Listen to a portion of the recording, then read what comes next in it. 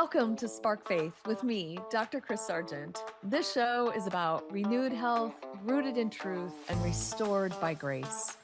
What does finding health look like for you? Do you have a vision for your future self and a way to get there?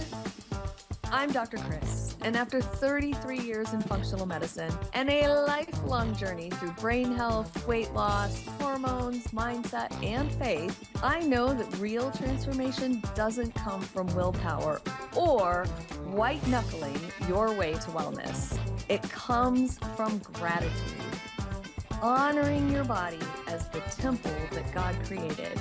This show is about body stewardship, not shame. It's about rewiring your mindset, your metabolism, and your spirit to find lasting health without the grind.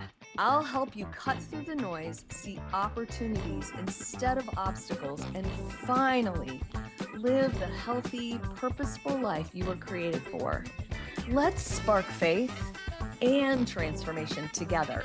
Spark Faith starts now.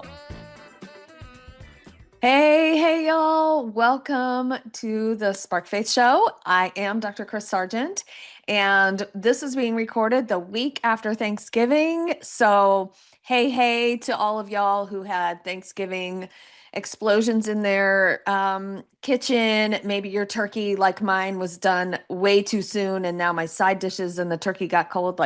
Okay, so welcome to the show. We are going to talk about heal your gut, heal your hormones. I am super excited about blending this functional medicine, faith, and mindset renewal. And we are just on this journey of whole body wellness, right? This is mind, body, soul. So today we are going to dive into gut health. And of course, I have 15 hours of material to shove into 30 minutes, and we're going to go. So today is going to be pretty heavy on the science, but like physiology, so that you can understand it and so that it makes sense why we have to do some of the things that we do in terms of practical tips, right? So every symptom that you're wrestling with, bloating, craving, weight loss issues, weight gain issues, mood shifts, pretty much everything starts in your gut, right? Long before it shows up as a hormone issue. And that may be news to some of you that your gut and your hormones are connected. I actually do a gut masterclass where we talk a little bit about this too, which you can find a link in the show. However, today I really want to tie in the holidays a little bit, but I also want the show to move on. So think about taking the show anytime your life has kind of gotten into a chaotic spin and you're feeling like your gut health is all over the place. Maybe it was after a holiday, but maybe it's just after a crazy time in your life, right?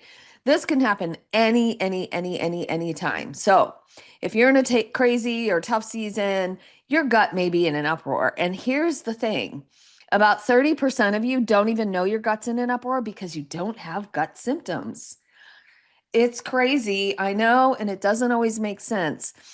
But that's what the research shows us, is that there's a whole bunch of us out there that don't get gut symptoms when we really have gut problems going on. So there's your first thing, like, hey, come on, let's listen today, because you might be one of those people who just didn't know you had a gut issue, right? Maybe there's other stuff going on, right? Maybe you have some acne. Maybe you have hormonal disruption. Maybe you're not sleeping well, but some of those things may be gut related and you may not really realize it. So you just know that something in your body isn't working right. And the gut is usually to blame. All right. So sugar, stress, poor sleep, emotions that haven't been processed, right? This episode is for you. And I know that's a lot that affects your gut and every part of your body. So your gut does affect pretty much every single part of your body. You may feel sluggish. You may have joint pain and feel kind of inflamed. Your face may feel puffy. Hormonally, you're just off, right? Gut dysregulation is the number one driver of midlife hormone chaos. So I am, as today, really addressing all of you ladies out there in this crazy hormonal space, but Maybe you just have PMS and this is part of it too, right? It doesn't mean that you have to be in menopause. You can just have hormonal craziness, right? So let's go ahead and set this up for you, right? 2 weeks ago, we talked about cortisol and adrenal stress. Last week, we talked about rewriting your food story and how the mental piece and the spiritual piece can really tie into all this. I know that that was kind of a weird title, but we all have stories that we tell ourselves about our food. It's completely fascinating. So you can go back and listen to those things. Next week, we're going to talk about forgiveness. So this week, we're going to talk about the foundation, which is our gut. And I love this thing. So gut science has been my jam. It is the seat of functional medicine, is the foundation. So let's think about how our gut controls lots of parts of our body. You may not even realize some of this, but our gut controls and influences every single major hormone. Let's look at thyroid first. I know that a lot of you out there have undiagnosed thyroid issues, and you may not even realize it. You may be having gut symptoms, and it's your thyroid, but it's because of your gut. I know it's all full circle here, right? So, your thyroid is this little H-shaped gland right here in your throat, but it's controlled by your brain. And your thyroid makes an inactive hormone called T4, and T4 has to be turned into an active hormone, T3. Well, that conversion into an active form of T3, some of that happens in our gut. And it happens with the help of really healthy gut bacteria.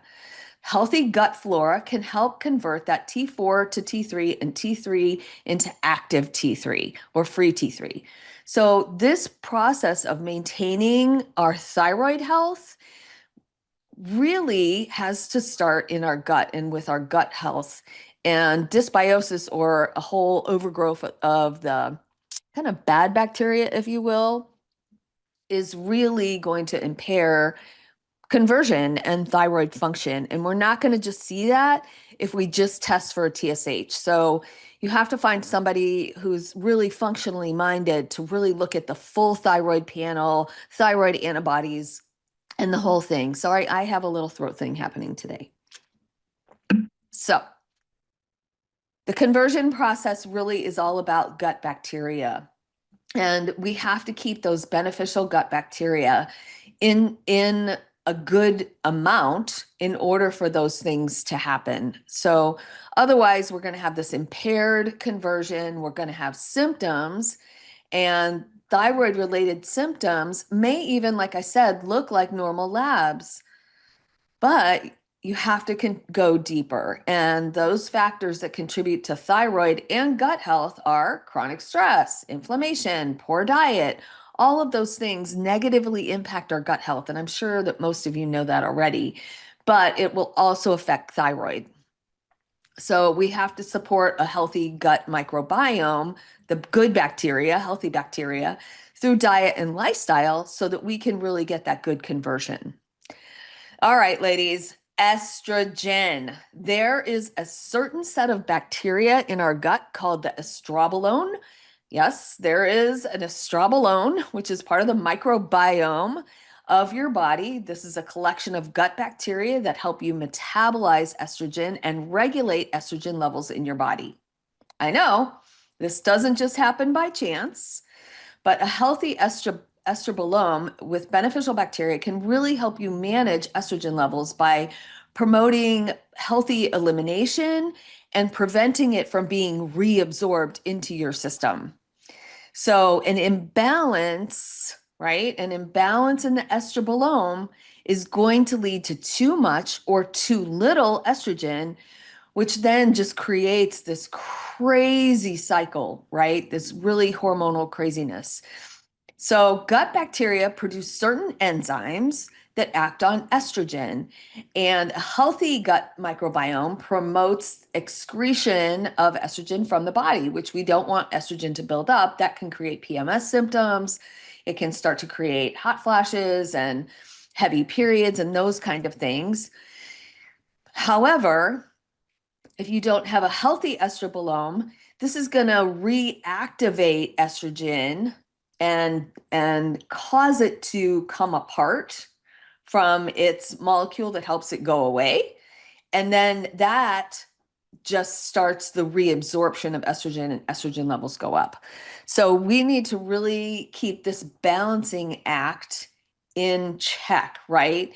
We have to have a really good, diverse estrobolome to maintain the right balance of estrogen. All right. I told you this is going to be a little heavy in the science piece, but when we can maintain estrogen, then we maintain our moods, our weight, and our overall health a lot better. So, what influences the estrobolome, right? Fiber. I know we've talked about fiber because we've talked about that in insulin resistance, right? Fiber helps to bind estrogen so that it can be eliminated. Processed foods and excess sugars negatively impact the microbiome. I know you guys know that. Antibiotics, I know they're not always the bad guy and they are necessary sometimes. And so just know that that can disrupt the gut microbiome and estrogen balance. And then stress and environmental factors. Obviously, we've talked about that nonstop almost since I started recording my podcast. So to support that, let's increase our fiber. That's fruits, a little bit of fruit, lots of vegetables, lots and lots of vegetables, right? Maybe a little bit of whole grain, maybe some legumes if you tolerate them well. I don't tolerate them well. I don't tolerate legumes or grains very well. So I just really have to focus on my veggies because fruits are a blood sugar issue for me. So yes, they can impact your blood sugar negatively. Just so you know that, yes, they're healthy sugar. However, there's some limits to how that has to be done, right? Consuming fermented foods. This is huge and very inexpensive way to do probiotics without having to worry about taking something. So a good healthy Greek yogurt with live bacteria, a good healthy kefir with not a lot of sugar, maybe kombucha, right? Again, look at the sugar content in some of them. They can be kind of high.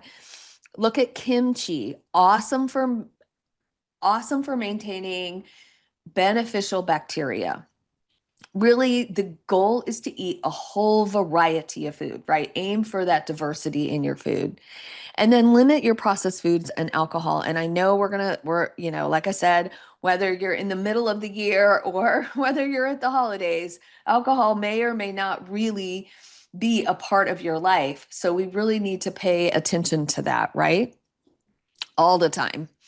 And particularly if you're perimenopausal or menopausal, you may not be processing alcohol the same way, and it may lead to anxiety. We call it a hangxiety in my house, right? Hangover anxiety. So just know that that's a thing. That is a thing. And then probiotics like lactobacillus and bifidobacterium can be really, really beneficial and staying active. Keep your body moving. That helps move your gut more, right? You have to move your gut. So let's do that.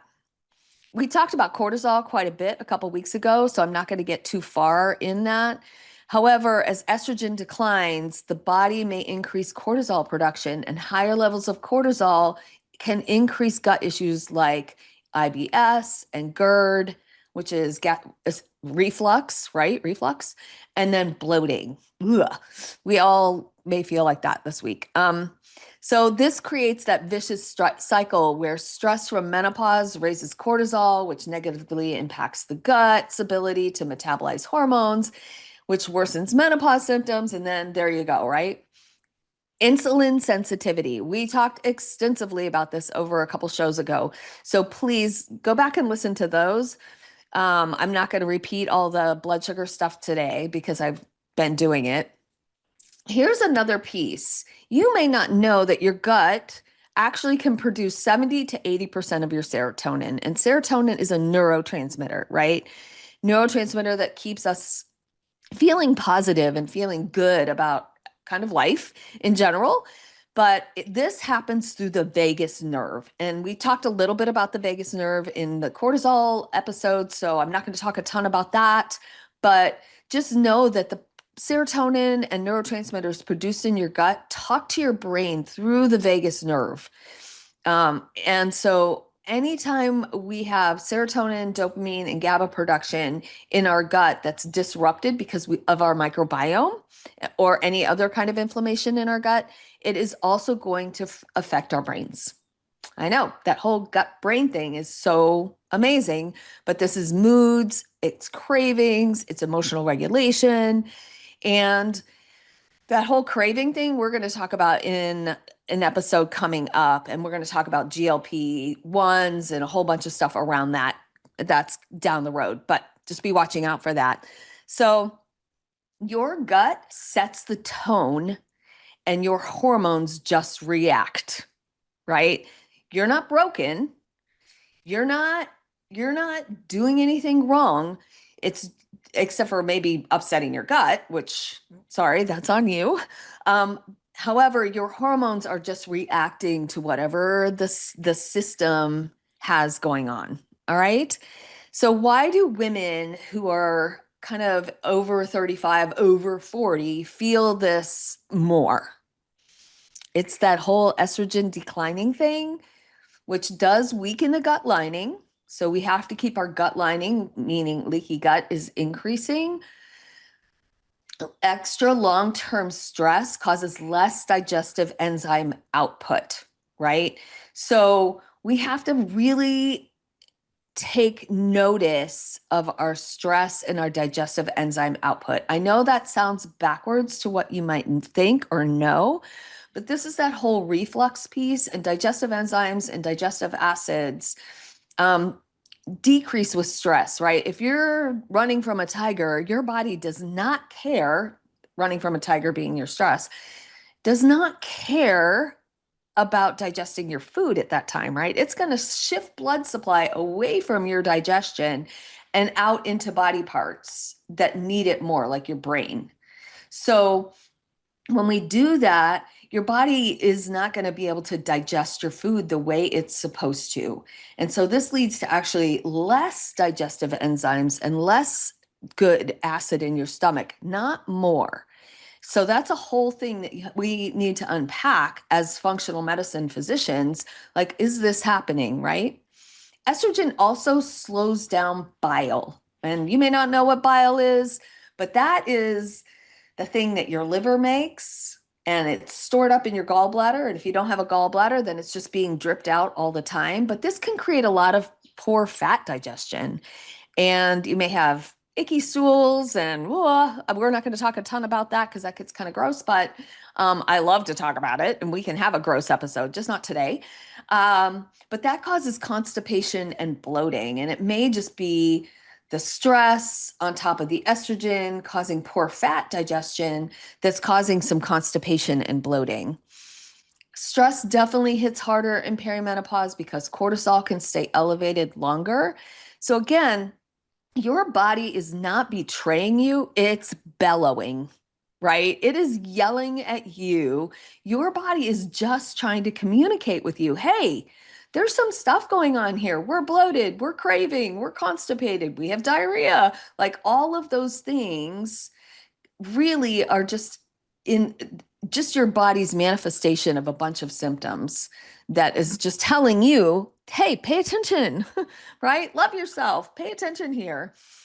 So let's talk about food and stress and emotion. We've talked a little bit about sugar. Sugar feeds harmful bacteria and yeast. Now, not everybody out there has a horrible yeast infection. However, I've seen some yeast overgrowth where it's a little out of control, and we have to manage that too. Because of course, the harmful bacteria in yeast grow way faster than the good ones. So it's kind of like gang warfare here, right? The bad guys over the good guys, and the bad guys seem to always outnumber the good guys, but the good guys always win in the end, given the right tools, right? And I may upset some of you right now. So the research is pretty clear, however. For some people, dairy and gluten really lead to inflammation. And this may or may not manifest as gut symptoms. And this is what I was saying before. About a third of the population who test sensitive for gluten and dairy don't even have gut symptoms. So you may have other things like your hormone imbalance and headaches. The list is very long. However, just know that you may not be having gut symptoms and you have a gut issue. Alcohol. Alcohol leaves the door open for intestinal Increased intestinal permeability. Yes, alcohol opens that increased intestinal permeability, leading to leaky gut. I'm sure you know that. And it also lowers our inhibition, so then we make more poor choices, right? I know I'm flying here. We got lots to talk about still. So, poor sleep. We can't repair anything if we're not sleeping well. Alcohol does not help sleep. We'll talk about that in another segment, but alcohol does not help sleep. It actually wrecks your entire sleep cycle. Any kind of emotional stress can shut down our vagus nerve from really that communication that we need. And so I just want you to know that we've got some really good things coming up that, some gut symptoms aren't food related. They can be related to your food story, like we talked about last week. They can be related to emotions that need to be dealt with, like anger and sadness that beg for forgiveness, right? And that's what we're going to be talking about next week, and how forgiveness, like gratitude, can actually shift your physiology and help you heal this leaky gut thing. Okay, we are going to talk about emotional physiology in the gut. The gut definitely responds to emotions before your brain. You've probably felt this, right? This surge of adrenaline as you process your emotions. That's why it's really important to slow down when you get that feeling. Like, take a breath, take a big breath and sigh it out, right? Give yourself a few seconds to respond instead of react. That's for another show, but just know that your gut will respond before your brain. Your vagus nerve, we're back at vagus nerve. We love the vagus nerve. We're going to take care of our vagus nerve. It sends about 90% of its signals upward. So our gut reacting, right? It is a two-way street, but our gut reacting is going to tell the brain what's happening in the gut. Ugh, so fascinating to me, right? Gut-brain connection. Suppressed emotions, when we keep that stuff down, not dealing with all that negative narrative in our head, our old hurts, our childhood wounds, unforgiveness, all of those things jack up your sympathetic dominance. So that is the sympathetic nervous system, your fight or flight, which will slow that digestion down and shift your microbiome. And you need to know, this is such a cool thing I found, that shame actually activates the same neural pathways as physical pain. So shame activates the same brain regions, the emotional component of physical pain. I know, it's crazy. Who knew that, right? This overlap is why emotional distress can feel so devastating and can actually like physically hurt. And there's a reason for all of that. It's really connected to survival, because we as humans are designed to be in social connection with other people. Isolating when you're feeling shame is really would have been a death sentence, right? Back in the day, when, especially like in biblical times, people had to live in communities. They would die if they didn't, right? They can't just be out there on their own. And so this is the brain has co-opted this existing physical pain system to signal the danger of social separation. So it's kind of cool. God really hardwired us for social connection. God hardwired us for this social connection. It's super, super important. It is different than our physical sensation, but it's also kind of the same, right? We've talked about chronic stress. We've talked about low stomach acid. We've talked about bloating. We've talked about malabsorption, right? You're not going to absorb your things if you have low stomach acid because you're not breaking everything down. So here's the upshot, right? You can drink bone broth all day long, but if your nervous system doesn't relax, your gut won't heal. So you can drink bone broth all day long, but if your nervous system doesn't settle down, your gut is just not going to heal. So let's bring this full circle here. I've got about 3 more minutes. Estrogen dominance, heavy cycles, PMS, bloating, moodiness, like right before your cycle, hypothyroid or low thyroid constipation, fatigue, moods, like, whew, so big, so much fatigue, so much dry skin, adrenal dysfunction, which we've talked about already, belly fat, cravings, anxiety in the morning, all of those kind of things can really, adrenal dysfunction. These are all things that play in our estrobolome, right? And insulin resistance, right? We've talked about how insulin is a hormone. Insulin is also going to be affected by our gut health, and that causes more stubborn kind of weight where we don't want it, fatigue after meals, that 10 and 2 in the afternoon slump, right? So when we start to heal our gut, we are going to improve estrogen, thyroid, adrenals, insulin resistance. Like when we get to the gut, we really can affect our entire body and how everything works together.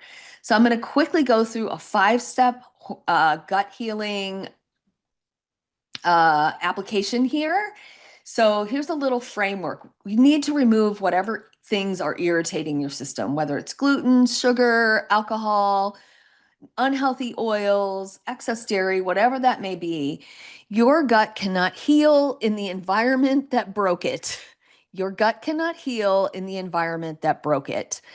We need to reset our digestion. Maybe some apple cider vinegar before your meals. Definitely protein at breakfast. We need to slow down, right? This is what's going to help repair our gut lining, like L-glutamine and bone broth, some omega-3s.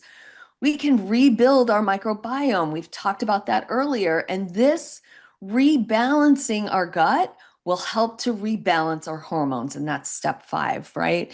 Strength training, walking, all of those pieces.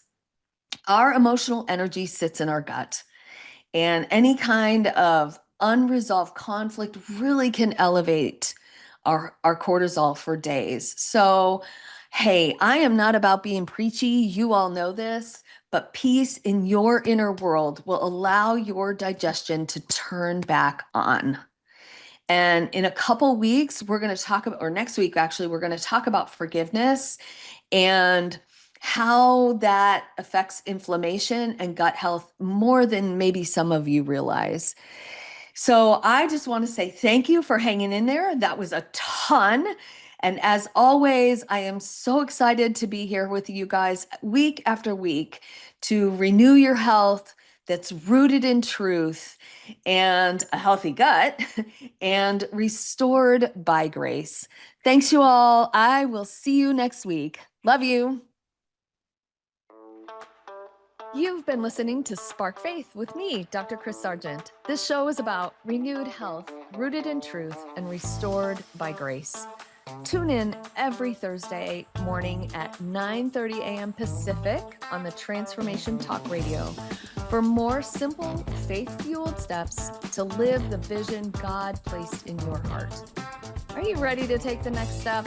Schedule a discovery call or connect with me at drkrissargent.com. That's DRKRIS Sargent.com.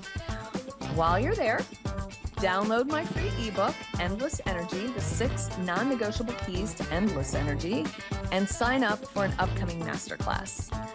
Don't forget to subscribe, like, share the show, and I'd love to connect with you on social media at Dr. Kris Sargent. Let's keep sparking faith and transformation together. Can't wait to see y'all next time.